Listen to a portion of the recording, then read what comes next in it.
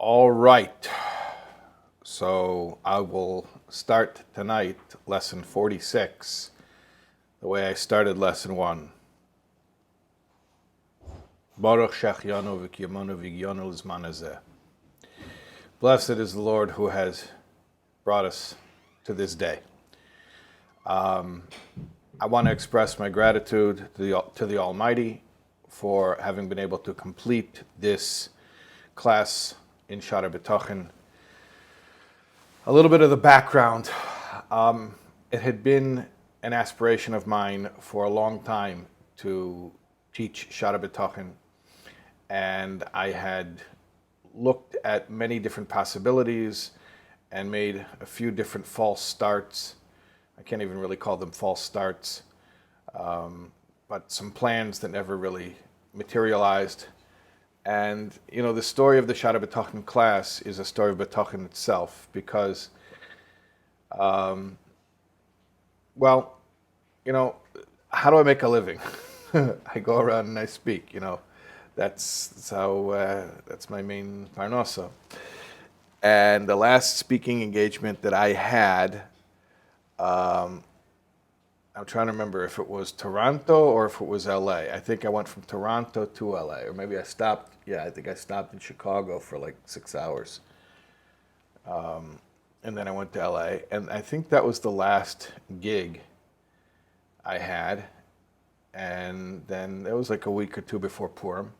And typically I don't have any bookings a week or two before Purim, usually a week or two before Purim until about a week or two after Pesach. So I was expecting not to have any gigs. And then basically, if you remember, it was right after Purim when we realized, or at least most of us realized what the situation was, and everything changed. And whatever gigs were scheduled were all canceled, and certainly no new bookings came in. And that was it, and I was basically grounded. And I mean, from a personal perspective, I loved it. I'm an introvert. It's great, you know, not leaving the house. And also, I'm very blessed because I love my family, Baruch Hashem. So we had a lot of good quality time, and all the kids, even the kids who were normally away, came home. My oldest kids came home because, you know, where they were on shlichus or where they were in yeshiva was closed or was doing remote distance learning. And so, Baruch Hashem, on a personal level, it was like Gan Eden. And, but then, what I realized is, I got to do something to fill my time. So, Baruch Hashem, in coordination with Chabad of the Five Towns, where I am very, very grateful to be a part of the team of Chabad of the Five Towns and to be the scholar in residence. It started off as the scholar in residence. Now it's, I guess, the permanent scholar in residence, Baruch Hashem. So we coordinated with Chabad of the Five Towns, and we said, let's start doing daily learning. And I said, you know what, let's take the plunge. Let's do Shaar HaBitachon. Do it every weeknight. And I'll tell you something. If it hadn't been for this whole corona and for the whole situation, I don't think I would have ever had the guts to really take the plunge and start this learning. And also, practically speaking, to be able to do it every single night, that's not, normally we don't have, you know, a class that's every day. You have a class once a week. Imagine if we were doing Shaar HaBitachon once a week, right? The only way we were able to finish like this was that we had it every night. And Baruch Hashem, now we have 45 classes in the can, as they call it in the biz. And it's been amazing, absolutely amazing. I think the first episode has 3,000 views on YouTube, which for me is a lot. And it's also, of course, on soulwords.org, as well as on Torah Anytime. And the past few months, wherever I go, people are constantly mentioning to me Shaar HaBitachon. Just last night, I was at the oil for Chof, which is the Rebbe's father's yortzeit. Somebody came over to me and told me thank you for Shaar HaBitachon. I'll tell you, when we first started Shaar HaBitachon, Um, when was that? It was during Sfira. It was before Shavuos. So I hadn't been to the oil for a couple of months, I think, which is probably the longest I haven't been to the oil since I've been here on Shlichus in Long Island. But I hadn't left the house. I basically hadn't left the house except to take walks around the block with my wife. And the first time I left the house at all for like 2 months, I think, was to go to the oil. And as I was coming out of the aisle, I don't remember exactly when this was. I think it was probably right after Shavuos. As I'm coming out, a woman followed me out of the aisle, and she says, "Rabbi Tav." I said, "Yeah." And I didn't want to like stand right next to the aisle and speak to her, so I backed up a little bit, like toward the regular part of the cemetery. And I said, "Yeah." And she said, "I want to really, really thank you. I was grappling with something about a job offer, and it was a government job offer. And you said, Rabenu Bachaye says, if you have bitachon, you won't have to take difficult jobs, like working for the king. And you said, and that means, in today's day, that means like working for the government." And that was my answer. And I was like, wow, that's amazing, right? I had just gone to the aisle for whatever it is that I went for.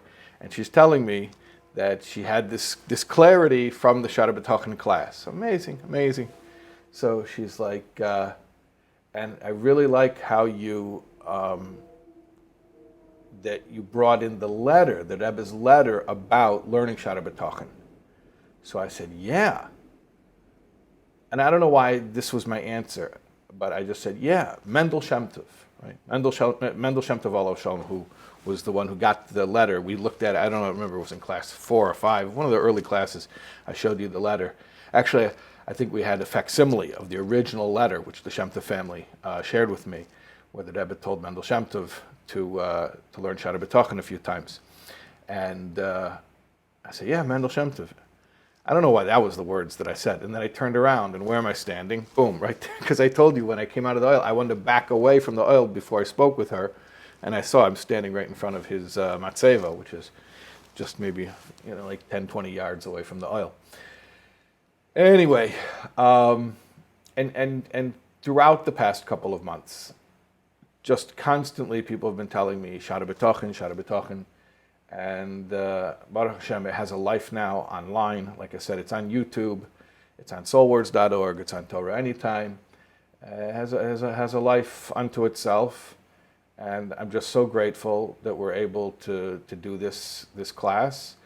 And to you who came live every night to the Zoom, I mean, that's been incredible, having you here with your chats. I got to tell you something, the chats made all the difference to me, the live interaction, having your questions and having people who get my jokes, or at least claim to get my jokes, and it's been incredible. And what I'm telling you is that the whole thing really, I don't think it would have ever happened. Oh,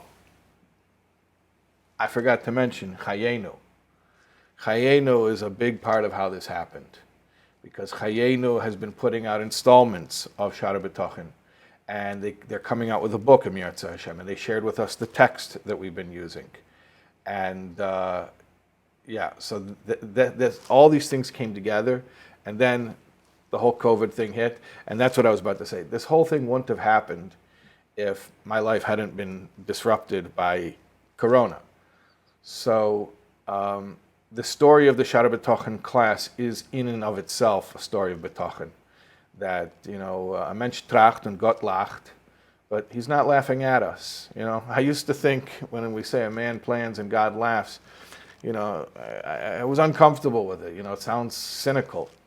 He's not laughing at us, he's laughing for us. He's very happy for us that our puny plans did not transpire. Thank God. So, Baruch Hashem. I'm here to take your questions, your comments, your complaints, but be gentle on this final class. And also I wanted to share with you a few more thoughts that I had in general about Bitachon. So, Baruch Hashem, here's a comment. I think because the class was live also enabled me to learn the whole way through. There's something very different to just listening to an audio share online as a passive listener versus being part of a live share where there's interaction and the teacher can see if there are 5 people or 20 people attending.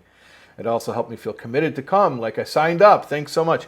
Yeah, Baruch Hashem, there is something to the live class, and even though we're not really in the same physical location, there is a feeling of there's a human connection. I definitely. Oh, someone else writes here. Agreed. It made a huge difference. Yeah, Baruch Hashem. And I see, by the way, the power of the live classes. And I'm going to take a little bit of a break. I need to take a break. I really need to take a little bit of a break. But we will continue with live classes and with Zoom. I see now that Zoom is such a powerful, I mean, it doesn't have to, it's not an advertisement for Zoom. It doesn't have to be Zoom, but that a live format is such a powerful tool. And yeah, Baruch Hashem, I thank those who made the commitment to come be part of the live audience every night. Okay, you want to hear a story about Bitachon? Yeah? You want to hear a story about Bitachon? All right. So here's a story about Bitachon that I like, which I'd never told during the 45 classes because I didn't see where it came up. So I never got to tell it. So I'm like, hey, I have this good story about Bitachon I never told. You know, I got to tell it sometime. Anyway, so here's one of my favorite Bitachon stories. The story is about the Rebbe from Alexander. Alexander was a very large Chassidus in Poland before the war. Unfortunately, the majority of Alexander was wiped out in the war. But the first Rebbe of Alexander, Rabbi Yechiel, he and his son, who was known as the Yismach Yisrael. Yismach Yisrael was a sefer that I think his name was Reb Yerachmiel Yitzchak Yisrael, who was the son of Rabbi Yechiel. So there's a sefer Yismach Yisrael which has his teachings and the teachings of his father, of the Alexander Chassidus. Anyways, the story is that Rabbi Yechiel and his son, the Yismach Yisrael, were once in a forest, in like a little cabin, like a remote cabin in the woods.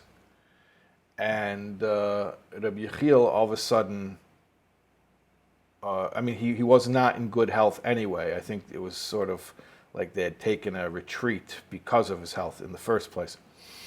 But he suddenly became gravely ill.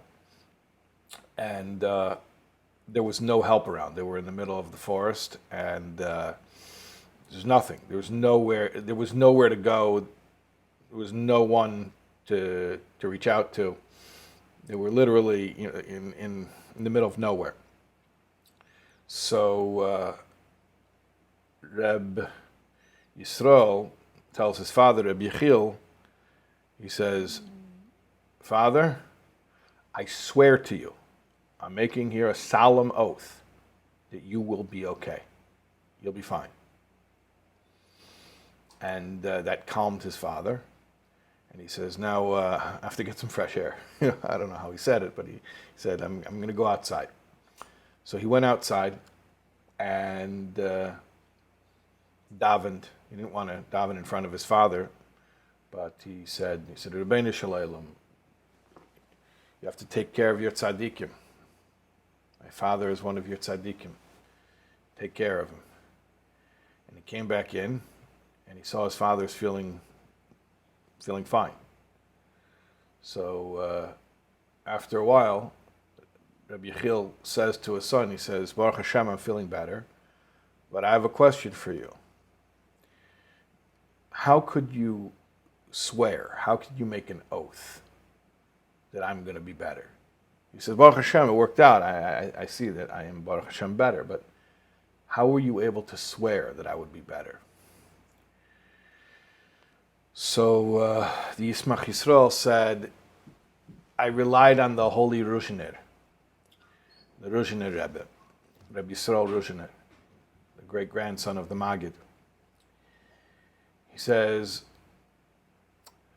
"What does the Ruzhiner say? The Ruzhna says that it says in Tehillim, in Kapitel Yud Gimel, David HaMelech says to Hashem, Ad ona tastir es panecha mimeni, Ad ona oshis eitzes benafshi.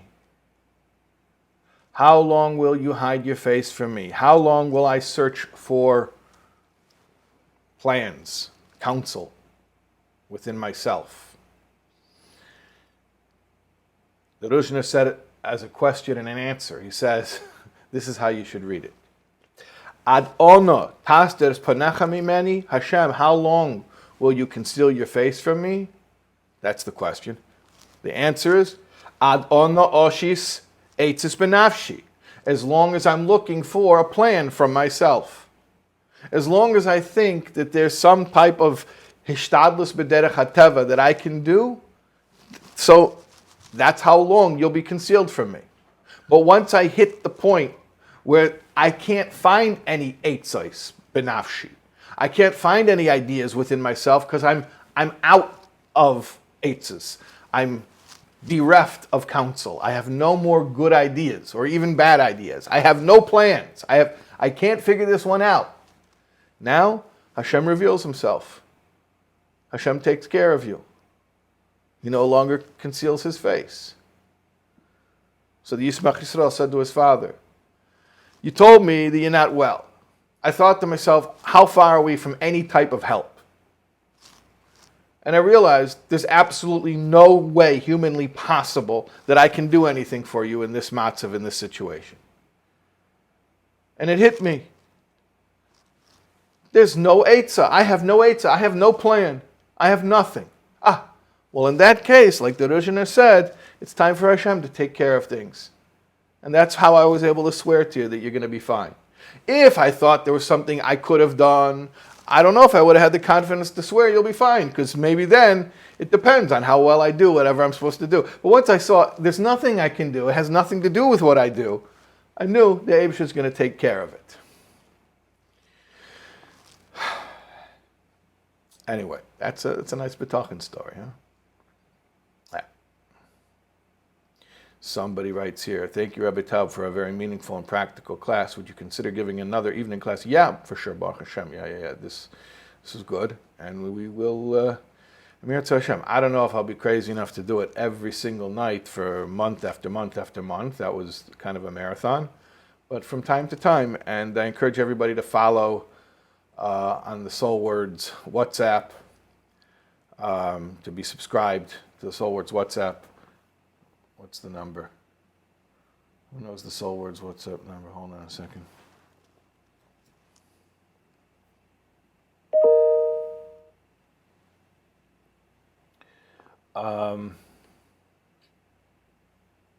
Yeah, here it is. Okay. 516-495-3021. You can subscribe to the Soul Words WhatsApp, 516-495-3021. And you'll be notified of any live events that we have, as well as anything that we think may be interesting. Here, I'll share it as well. Okay. All right, excellent.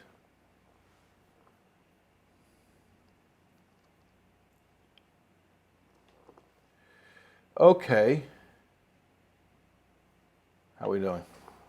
Good?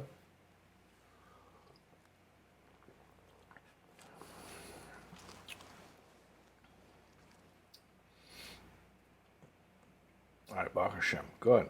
The people are still out there. Okay. All right. I'll share with you another story.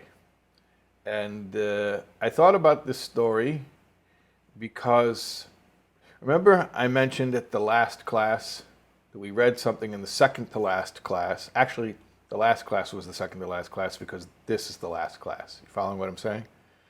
46 is the last class. Therefore, 45 is the penultimate class. And I said that whole sentence just because I wanted to use the word penultimate. And class 44 was the penultimate. I'm not sure if that's correct. But yeah, class 44, there was that line there I loved about the person who said, I never woke up in one situation and wished I were in another. Yeah, yeah. That was, I told you I want to make a billboard, I want to make a sign. I never woke up in one situation and wished I were in another. That's so powerful to me. You know, it's like, it's one thing to calm yourself down with some self-talk and to say, hold on a second, you know what? This is what Hashem is choosing for you right now. This is perfect. You're okay. You're going to be okay. You're already okay. You know, calm down. Everything's okay. Everything's good. Eibishter is good, right? And I'm not knocking that. That's great. I mean, that's it's the way I talk to myself all day long. But to be able to wake up in the morning and to have that feeling, you know, I'm going to tell you something. Maybe the only people I speak to are people with problems, so maybe I don't have a very representative sampling of what's out there. But it seems to me that pretty much everybody has pain in this gullus. And sometimes it's more and sometimes it's less. And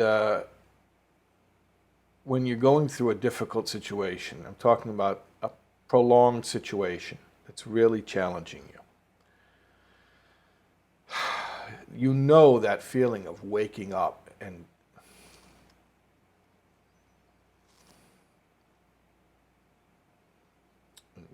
thinking, oh no, you know, sleep was a little bit of a break and now I'm awake and here we are again.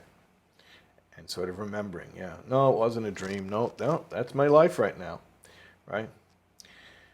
I once heard somebody put it this way. He says, I used to wake up and say, good God, morning. Now I wake up and I say, good morning, God. So to go from that shift of, you know, good God, morning, oy vey, right, to waking up and saying, good morning, God.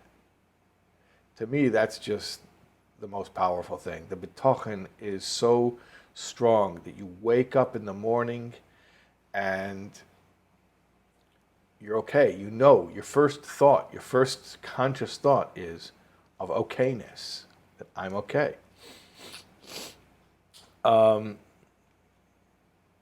So I was thinking a little bit about that. That's such a level. I mean, I definitely aspire to it.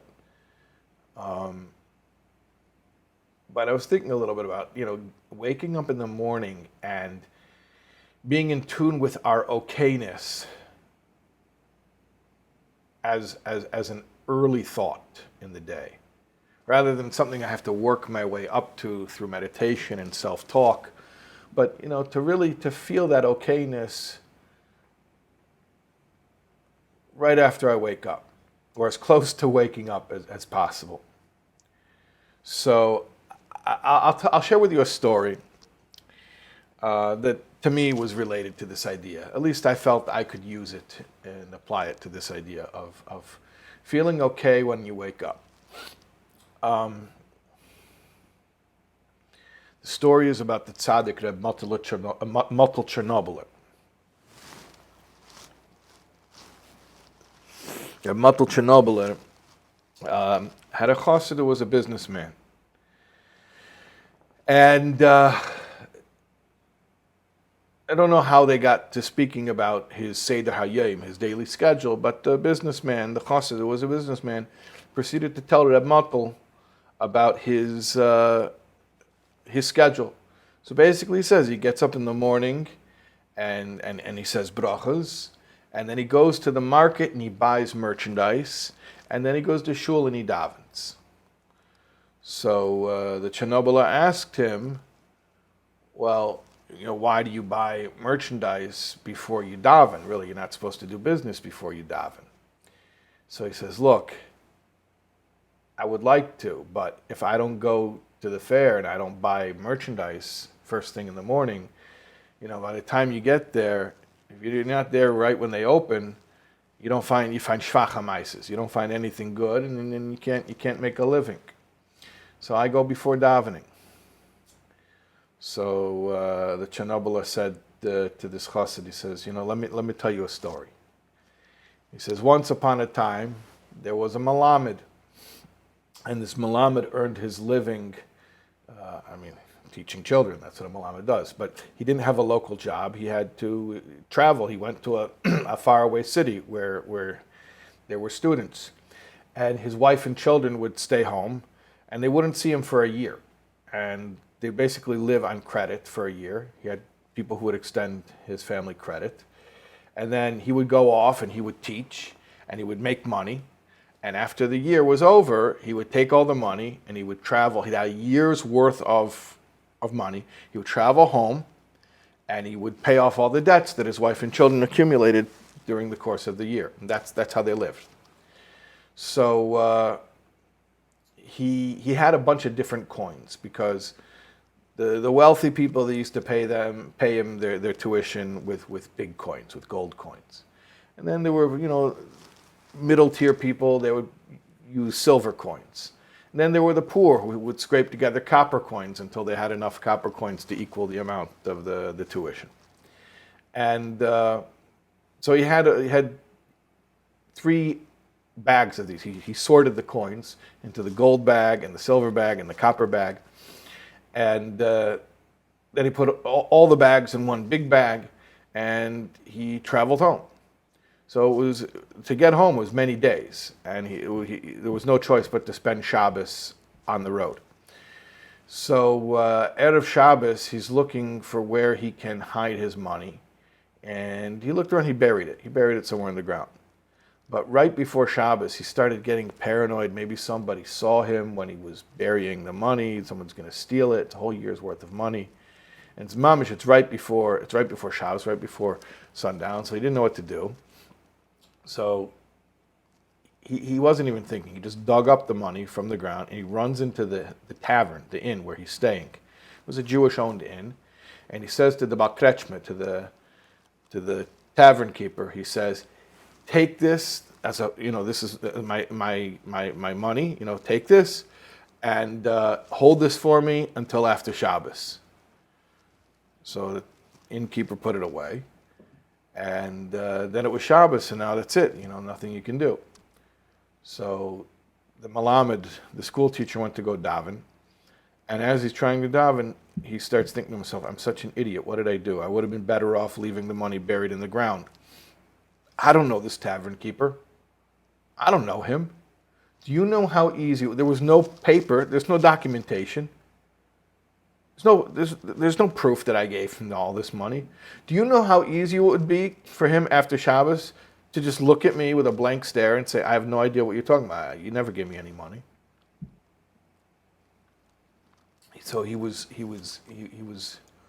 devastated.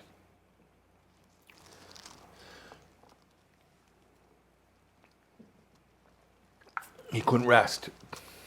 He couldn't think. And so he came over to the tavern keeper, and he says, "Where's my money? Where's my money? I need to have my money. I don't care, it's Shabbos. Where's my money?"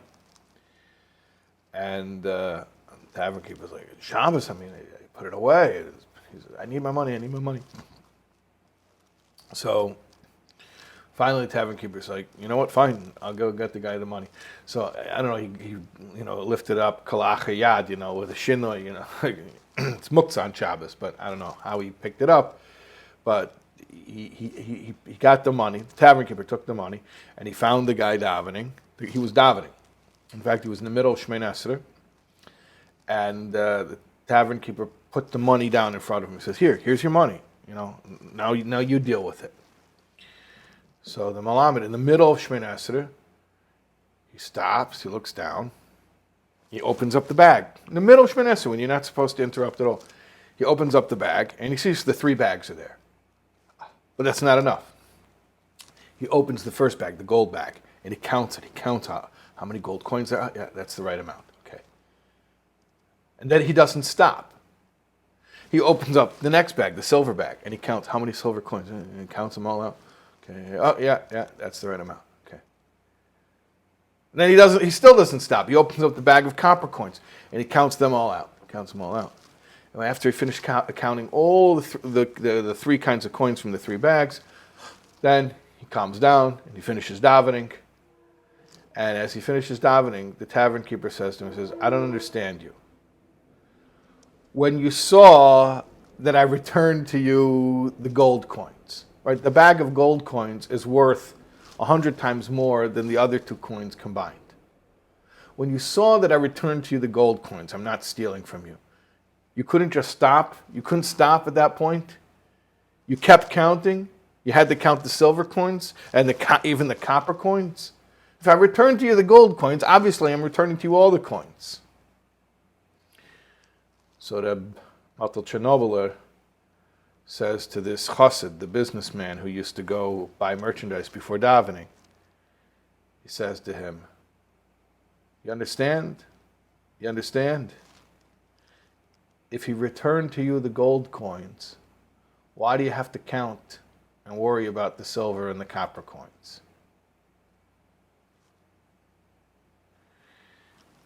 He spelled it out for him. He says, the most precious thing you have is your life. You woke up in the morning and this pikadon, this deposit, this priceless deposit that you left by Hashem, like we're saying, Krish Mishal Alamita, B'yodcha afki druchi. I deposit as a pikadon, my soul. And then you wake up in the morning and you see that the Melech Chai V'Kayim returned to you, Shachazarti bi nishmasi b'chemla, graciously restored your soul. He gave you back the gold coins. Why do you have to count the silver and the copper? He gave you back your soul, the most precious thing that nobody can create. Nobody can make a soul. Nobody can make themselves alive. He gave you your soul. He gave you your life. You're worried that he can't give you your parnasa? He's proven himself already. When he woke you up in the morning, he's given you the gold coins. So, that's my thought. My thought is, Rabenu Bachaye says about the Beiteach Ba'Hashem, who says, I never woke up in the morning in one situation and wished I were in another situation. I think one way for us to try to approach that is, even if that's not our first thought, but maybe it can be our second thought, that when worry starts to rear its head, we can answer the worry and say, look, he hasn't proven himself trustworthy. He gave you the gold coins. Relax. Relax. You're not getting shortchanged here. He's not trying to pull a fast one on you. He's going to give you everything that you need, and he's going to give it to you in the exact right time, in the exact right way.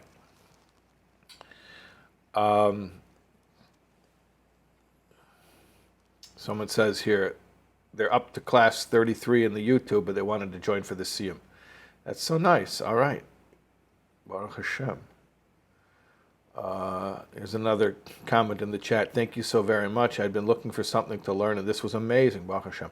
First time I am here live. I would listen and keep up while going to work and driving home. It made the drive so much better. A lot to work on. Thank you. Ksivich Simateva. Yes, Ksivich Simateva to you and to everyone. And that's great that I was able to join you on your commute. That's great. When you're driving, I don't know what city you live in, but depending on what city you live in, the traffic can be a real a real nasayan. So when you're driving, it's a good time to listen to Shaar HaBitachon, because you need a lot of bitachon sometimes, just to stay emotionally sober on the road. Someone also says, yeah, same, listening on drives. Okay. Yasher Koyach for sharing the story about the oath, when there's nothing left for us to do but derech hateva, going through a situation where I feel this way, and the story encourages me. Okay, Baruch Hashem, you should see your Yeshua very, very quickly. Baruch Hashem, we have here the Koyach HaRabim, we have all the people here who are live on Zoom, and all the people who watch in the archived videos, and we're all davening for you, whatever it is that you need. Is this why in seminary they told us to daven before going for a morning run? No, that's just the in-joke. Thank you for the meaningful story. I don't get the inside joke. I wasn't in seminary, so I'm not sure. Okay. Thank you so much for the live aspect. Like everyone said, the feeling of commitment made the world of difference. Okay, we got to do live. Emir Hashem, we'll do more live. There aren't words to describe the beauty of learning these lessons on Shaar HaBitachon with you, Rabbi Taub. Thank you. Thank you. I live in Chicago but drive 80 miles to Rockford. Wow, that's not a commute. That's like moving. Well, I have an opportunity for us to practice some Amunah and Bitachon here. After 45 classes of Baruch Hashem, no technical difficulties or glitches, except for a few times where the sound wasn't exactly right, but you probably didn't even notice. But, everything was recorded. Thank God, all 45 classes. We did class 46, which was our Siyum, and it cut off after, I think, 34 minutes. And we went on for another half an hour. After that, at least another half an hour. I think the whole thing was well over an hour. And it cut off, yeah. So we don't have the rest of it, but those who were on the Zoom saw it, and those who are not on the Zoom can imagine it. And I just want to thank everybody again for going on this journey. It has truly been a journey for me, and with Hashem's help, we'll continue to study together and continue to grow together. Thank you so much.